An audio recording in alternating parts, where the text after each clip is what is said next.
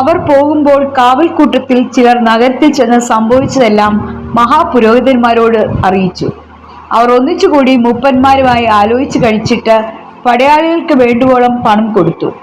അവന്റെ ശിഷ്യന്മാർ രാത്രിയിൽ വന്ന്, ഞങ്ങൾ ഉറങ്ങുമ്പോൾ അവനെ കട്ടുകൊണ്ടുപോയി എന്ന് പറയും. വസ്തുത നാടുവാഴിയുടെ സന്നിധാനത്തിൽ എത്തി. എങ്കിലോ ഞങ്ങൾ അവനെ സമ്മതിപ്പിച്ചു നിങ്ങളെ നിർഭയരാക്കിക്കൊള്ളാം എന്ന് പറഞ്ഞു. അവർ പണം വാങ്ങി ഉപദേശപ്രകാരം ചെയ്തു. ഈ കഥ ഇന്നുവരെയും യഹൂദന്മാരുടെ ഇടയിൽ പരക്കെ നടപ്പാക്കിയിരുന്നു.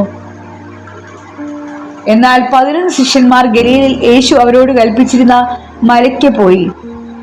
അവനെ കണ്ടപ്പോൾ അവർ നമസ്കരിച്ചു, ചിലരോ സംശയിച്ചു. യേശു അടുത്തിരുന്ന, സ്വർഗത്തിലും ഭൂമിയിലും സകല അധികാരവും എനിക്ക് നൽകപ്പെട്ടിരിക്കുന്നു. ആകയാൽ നിങ്ങൾ പുറപ്പെട്ട് പിതാവിന്റെയും പുത്രന്റെയും പരിശുദ്ധാത്മാവിന്റെയും നാമത്തിൽ സ്നാനം കഴിപ്പിച്ച് ഞാൻ നിങ്ങളോട് കൽപ്പിച്ചതൊക്കെയും പ്രമാണിക്കാൻ തക്കവണ്ണം ഉപദേശിച്ചുകൊണ്ട് സകല ജാതികളെയും ശിഷ്യരാക്കിക്കൊള്ളുവീൻ.